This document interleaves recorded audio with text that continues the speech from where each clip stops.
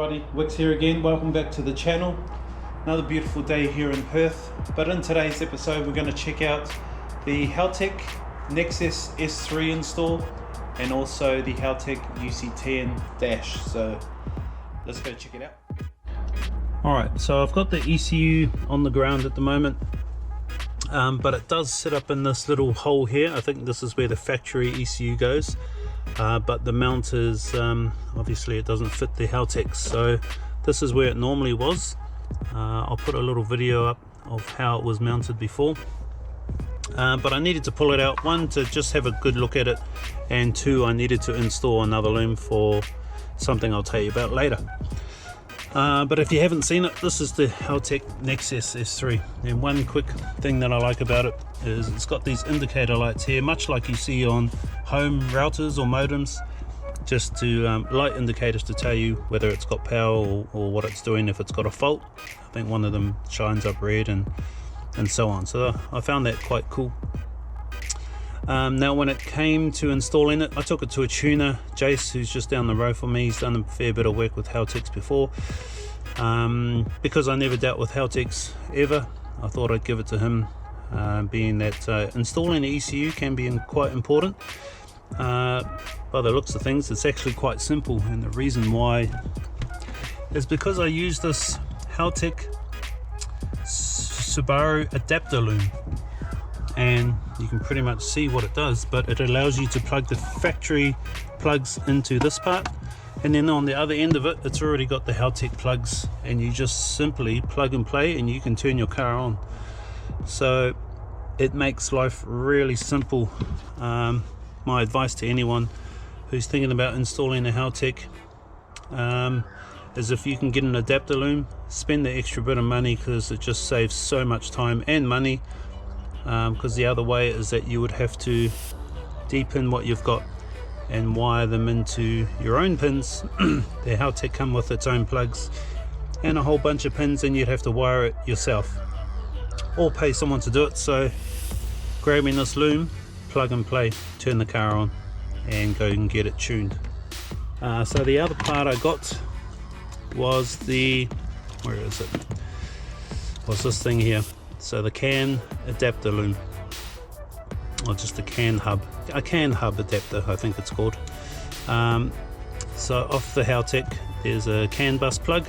I can plug it into here, and then it allows me to plug up 3 more things that run off CAN bus straight into here, and it'll all just communicate instantly. So this one is from the ECU where my thumb is, and this one here goes up to the dash, which I'll talk about in a minute. But otherwise, that's it. I'll put a little, so it sits up here. This is where the factory ECU sits, in this gap up here. I don't think the mount fits the Haltech, because he had it, the tune that I took it to had it cable tied, and it was pretty solid. I don't mind that. I'm probably going to do the same thing when I put it back in the hole. It'll make it a little bit hard too, because I do have the adapter loom trying to hide all that in that little bit of space as well, but it fit before, so I'll make it fit again. Alright, so I've just pulled the dash out just to give you a look on what to expect if you're going to install the dash yourself. So this is the CAN bus cable that we plugged into the CAN hub adapter down there. That's that cable on the left, and then it comes with another connection which you plug into the CAN bus, and it comes with a big square, I don't know the style of this plug, but it comes with this plug anyway. And when you plug it in, it has your power to the dash, and it's already communicating with a few things. So the RPM will work instantly, the speed, water temp, I think oil pressure. So the oil pressure light will come on if that's all working fine. And then you have to wire in your extras, and that's what all these are. And what I've done is I've put a plug in between, so if I ever needed to pull it out, I can just unplug it without it just being hardwired. You don't need to do this. I've just done this because, yeah, I don't know why I would ever need to pull it out, but I thought if I did, at least I got a plug and I don't need to cut wires. And what I've done is I've spliced into, this is the factory plug that goes into the factory dash, Some of them I've just spliced into the wires, and that'll be your indicators and the handbrake light, and that's just a matter of probably getting a test light and touching the wire until you find which one's your left indicator, which one's your right indicator. And then in the booklet it'll show you which pin it needs to be to plug into the dash. So that's what that looks like. So literally in the back of the dash it's just this one plug, and that is it. And yeah, like I said, it already comes powered, so that's really handy. Here's the dash over here in the mount that I bought, which has just got 3 screws on the back, and as you can see it just sits in there. These corners are poking through, but otherwise it just sits in this mount perfectly. And then what you do is you sit that in the hole, and then there's 4 screws, 2 on the bottom and 2 on the top, which are pretty much close to your factory dash, and that's it. And that's your dash installed. So it wasn't very hard. It does take a little bit of time of finding the wires and obviously pinning them up. Now these wires I used, these cables I used, are a little bit thick. They're a little bit thick, but I had to make it work because that's all I had at the moment. But you want to pretty much use the same gauge that they suggest in the booklet. It does come with its own pins and a few spare pins, which I've had to use as well.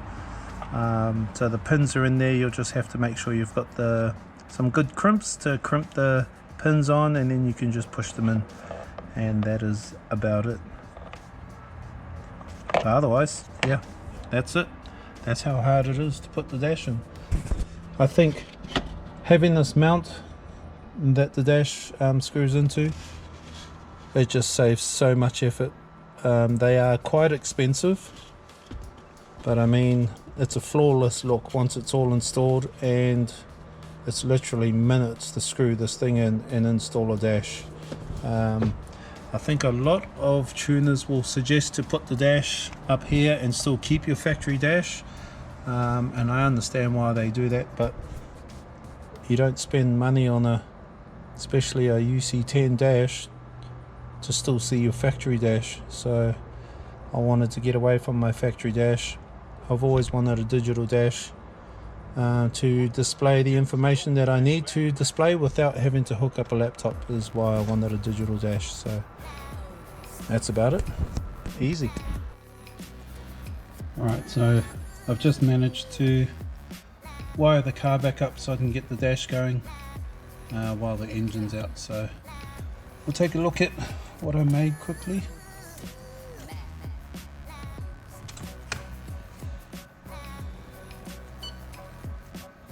Custom startup screen. Shout out to Untamed Motorsport.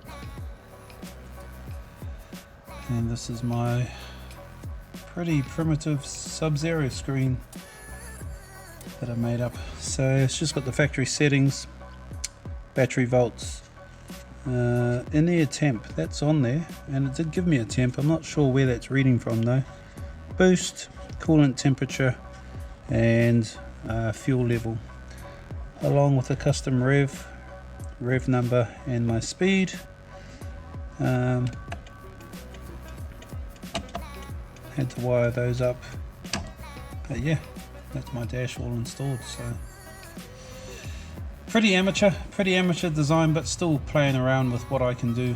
It's pretty customizable, which is pretty cool. First time owning a digital dash, so all it is just time on the computer, playing around with some graphic stuff, see what I can come up with next. So I've had the Haltech installed into the car for the last few months, but now I've pulled the car off the road. Ended up just getting a mild tune just so I could get to work and back, and now I've got another work car, so I could start working on the car. The mild tune wasn't anything fantastic. It let me get to work and it just ran beautiful. You wouldn't even know that there was a different ECU in the car. So that's about it for this episode. Just wanted to quickly show you the car with the Haltech gear installed and working as it should. As we saw, that The ECU, quite simple with the adapter loom, plug and play, that's pretty easy. And with the dash and the CAN bus system, it's already got power, so you just have to do a little bit of work hooking up your indicators and so on and so on. Probably the hardest part about the dash is definitely hooking up your fuel level sender. You would think it's just hook it up to one wire, but it's a lot more complicated than that. So what I thought I'd do is, the next episode is I'll talk about how to connect your fuel level sender, especially when you've got two fuel level senders like this STI does. I'm going to talk about how to wire it, how to find the wires, where to hook it up to in the dash, and then the second part to that is you've got to calibrate your fuel level sender so it understands when you're empty and when you're fuel. So I'll talk about that in the next episode. Please like, share, subscribe, and we'll catch you in the next episode. Ciao.